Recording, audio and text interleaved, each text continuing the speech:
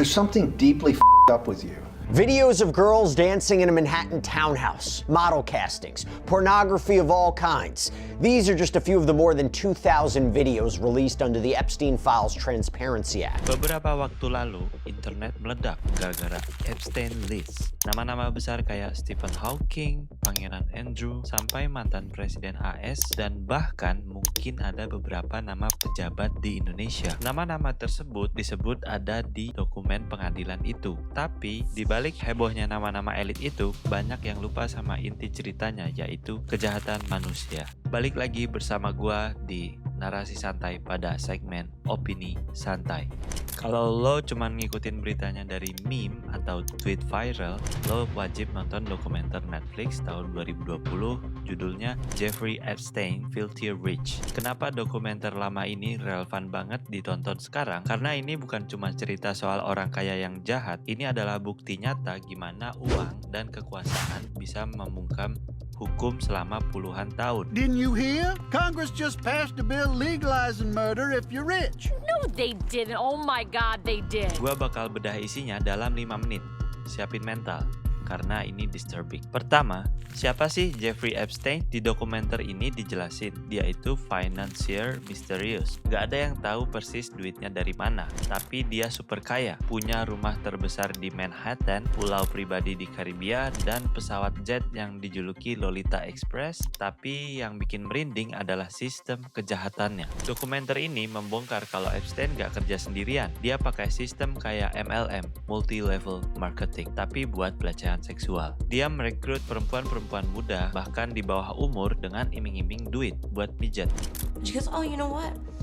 I know this guy. There's an opportunity actually. If you want to become a real massage therapist, we can get you trained. You can come for the interview tonight. And if he likes you, then you'll be a real masseuse. And you'll get to see the world. And you'll get paid $200 per massage. Setelah dipijat dan dilecehkan tentunya, korban disuruh bawa temannya lagi buat dapat bayaran tambahan. Bayangin, anak-anak SMP, SMA yang butuh duit tanpa sadar dijadiin alat buat nyari korban baru. Ini bukan cuma nafsu, ini industri. Kekuatan utama dokumenter ini bukan di Epstein-nya, tapi di para survivor. Netflix ngasih panggung buat Virginia Giuffre, Maria Farmer, dan korban lainnya buat cerita. Jadi ini kebanyakan POV dari korban, cerita dari korban.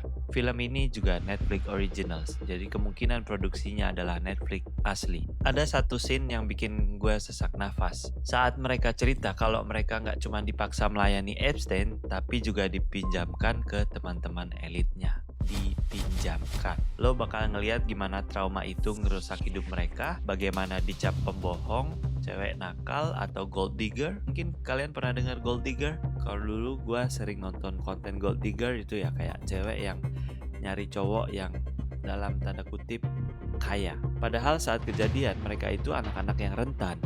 Dan di sini lo bakal sadar musuh mereka bukan cuma satu orang, tapi satu circle elit global.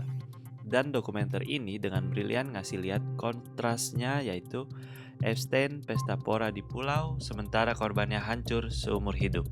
The Sweetheart Deal atau hukum yang tumpul. Bagian ini paling bikin emosi karena dokumenter ini adalah kejadian di tahun 2008. Harusnya dengan bukti ribuan foto telanjang dan kesaksian puluhan korban, Epstein bisa dipenjara seumur hidup. Polisi di Palm Beach udah kerja keras banget buat nyeret dia. Walaupun Epstein sempat ngasih support buat polisi di Palm Beach untuk beli alat-alat kepolisian dan lain sebagainya. Tapi dengan kerja keras polisi Palm Beach, apa yang terjadi? Yaitu yang terjadi adalah pengacara mahal Epstein ngelobi jaksa wilayah saat itu, Alexander Acosta, dan hasilnya non-prosecution agreement atau kesepakatan rahasia. Epstein cuma dihukum 13 bulan penjara. Itu pun penjara VIP, di mana dia boleh keluar 12 jam sehari, 6 hari seminggu dengan alasan kerja. Gila nggak? Ini adalah bukti paling telanjang kalau di dunia ini ada dua jenis hukum. Hukum buat kita rakyat biasa dan hukum buat mereka yang punya FU money. Berita kematian Epstein, sketsa penjara, reaksi kaget publik, dan dokumenter ini ditutup dengan penangkapan ulang Epstein di 2019. Rasanya kayak akhirnya keadilan datang juga. Tapi kita semua tahu endingnya. Agustus 2019, Epstein ditemukan tewas di selnya, dan versi resminya yaitu bunuh diri. Tapi dokumenter ini ngasih lihat kejanggalan-kejanggalannya. CCTV rusak, penjaga tidur, dan fakta kalau dia baru aja lepas dari pengawasan bunuh diri. Banyak yang bilang dia dibungkam, tapi poin pentingnya bukan konspirasi itu. Poinnya adalah dia mati sebelum diadili. Korban-korbannya nggak pernah dapat kesempatan buat ngeliat dia divonis bersalah di depan hakim. Dan closure itu direbut paksa. Jadi, kenapa lo harus nonton Filthy Rich sekarang? Biar lo paham konteks. Pas lo lihat daftar nama-nama pejabat yang keluar kemarin, lo nggak cuma lihat itu sebagai gosip politik. Tapi lo ingat wajah Virginia, Maria, dan ratusan gadis lain yang masa depannya direnggut. Dokumenter ini berat, depressing, tapi penting. Biar kita tahu dan sadar kalau monster itu nyata dan seringkali mereka berwujud manusia, pakai jas mahal, dan senyum ramah di televisi. Gimana menurut lo? Udah nonton dokumenternya?